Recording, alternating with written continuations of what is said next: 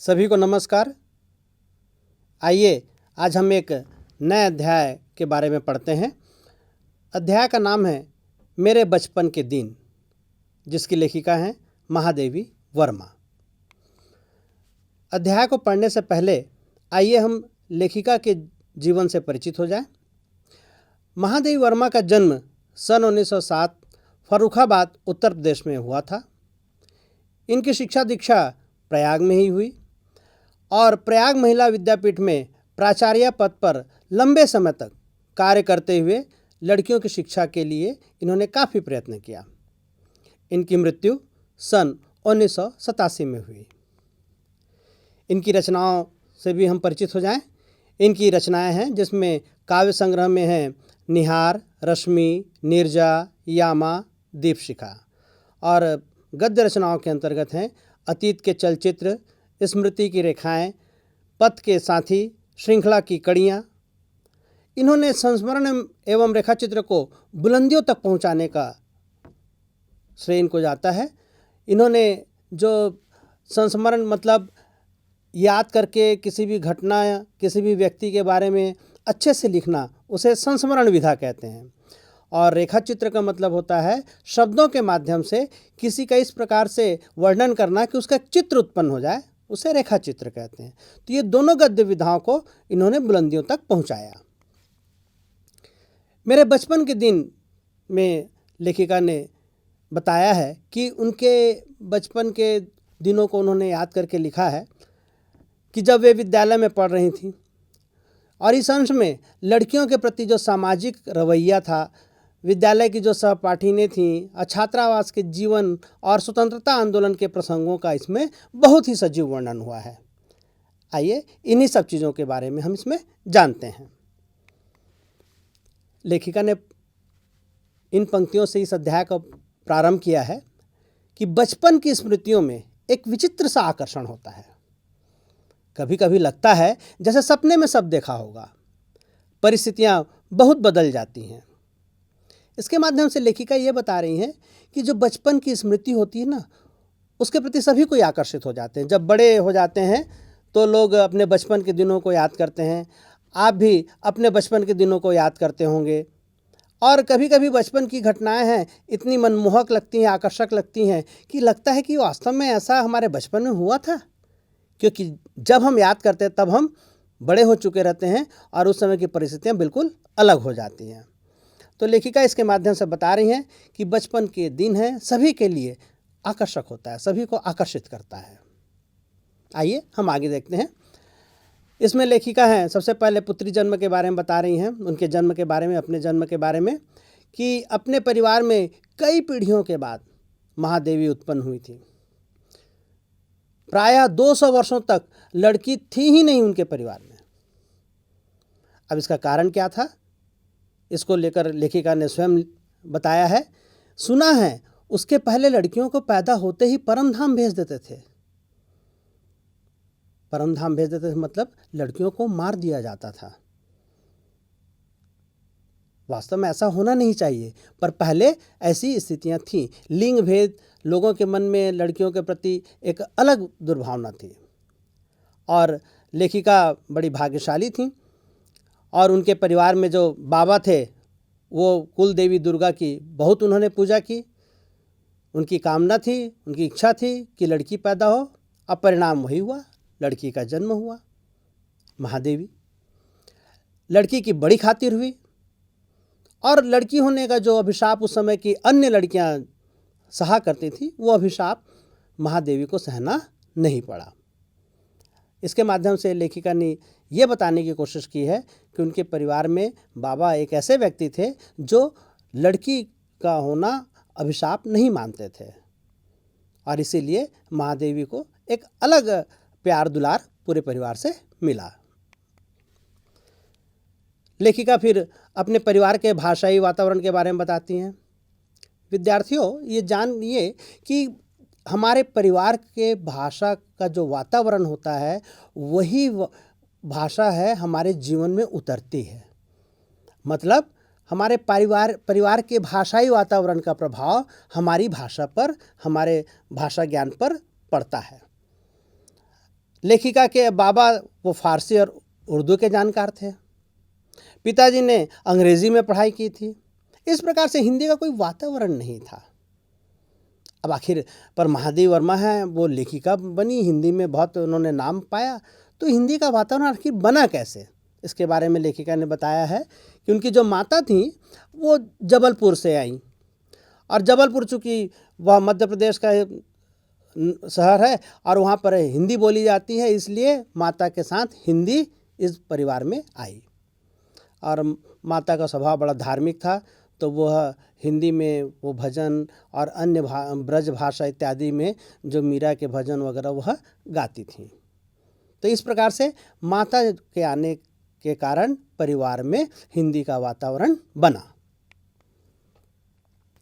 अब लेखिका की भाषा शिक्षा, भाई लेखिका है वह, उसकी भाषा शिक्षा है, मतलब वो किस भाषा में आगे बढ़े, उसे कौन सी भाषा सिखाने की कोशिश की गई, इसके बारे में लेखिका बताती हैं कि बाबा की इच्छा थी कि लेखिका विदुषी बने।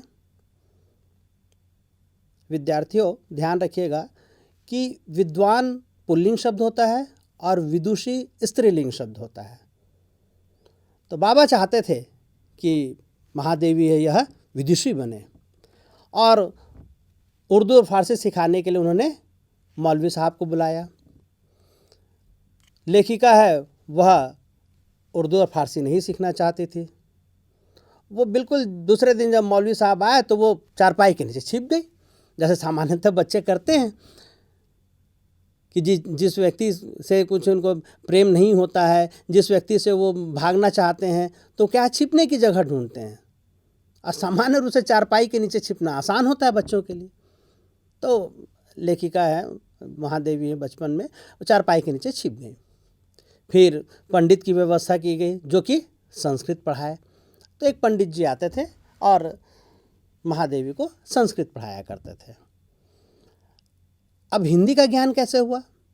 तो बचपन में माँ है वह पंचतंत्र एक पुस्तक है, कहानी की पुस्तक है, उसमें वह पंचतंत्र पढ़ना सिखाना चालू किया माँ ने।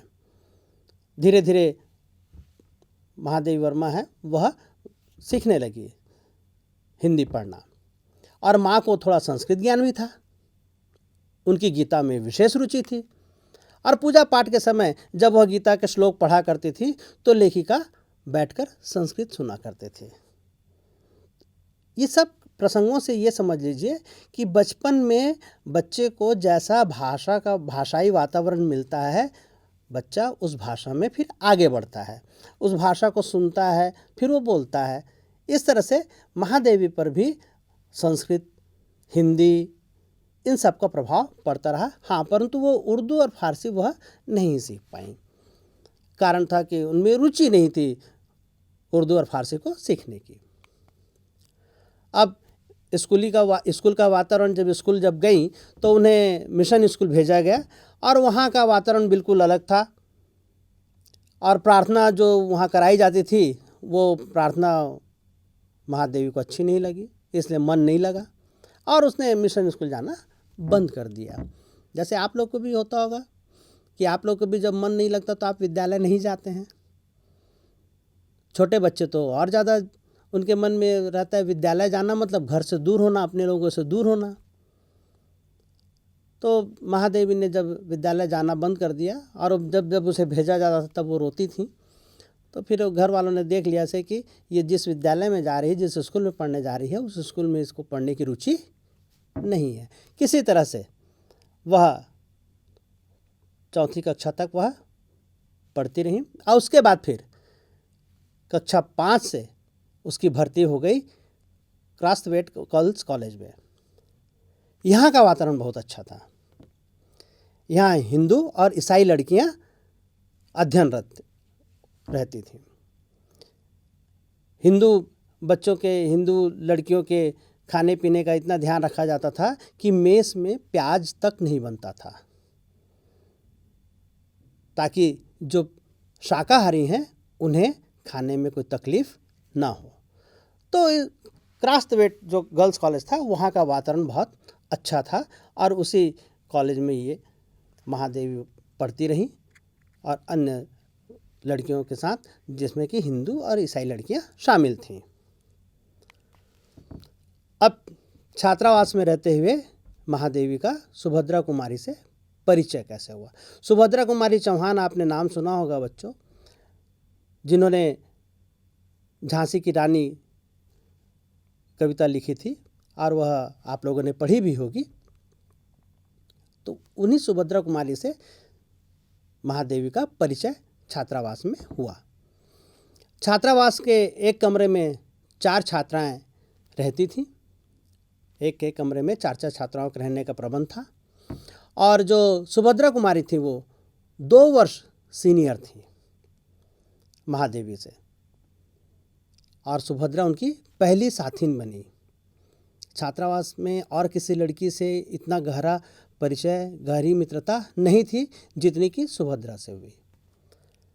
सुभद्रा है वह कविता लिखा करती थी और महादेवी भी बचपन से कविताएं लिखने की कोशिश किया करती थी।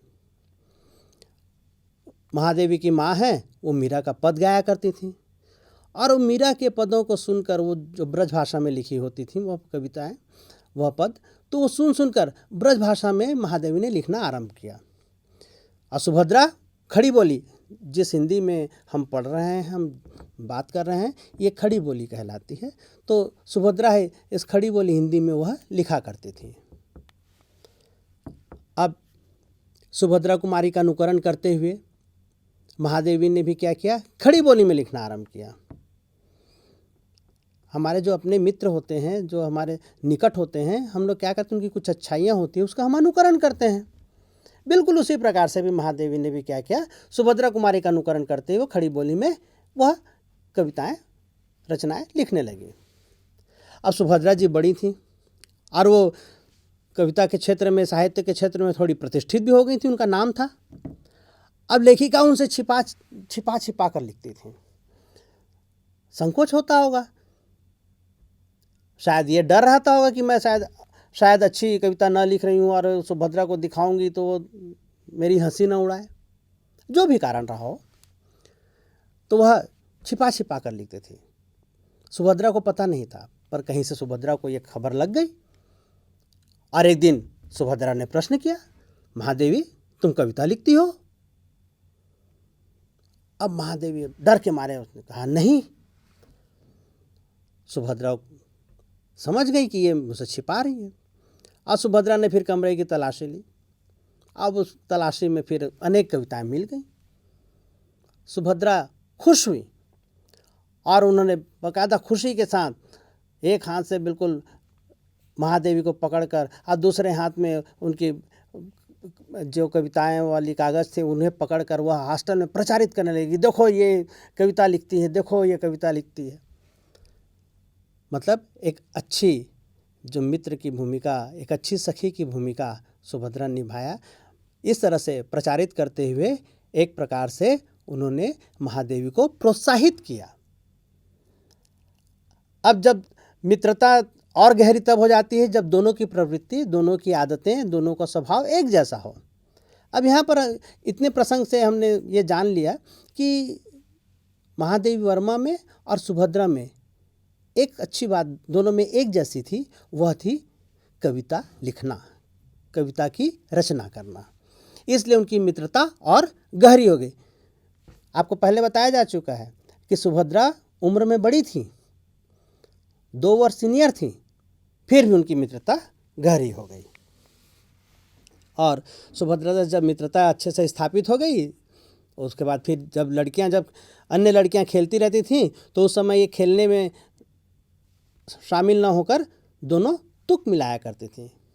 तुक मिलाना मतलब आप लोग जानते होंगे विद्यार्थियों कि अंतिम के शब्द होते हैं, वो जो ध्वनि से जिस शब्दों से उसी से मिलते जुलते दूसरी पंक्ति का भी अंतिम शब्द होना चाहिए, तो उसे कहते हैं तुक मिलाना।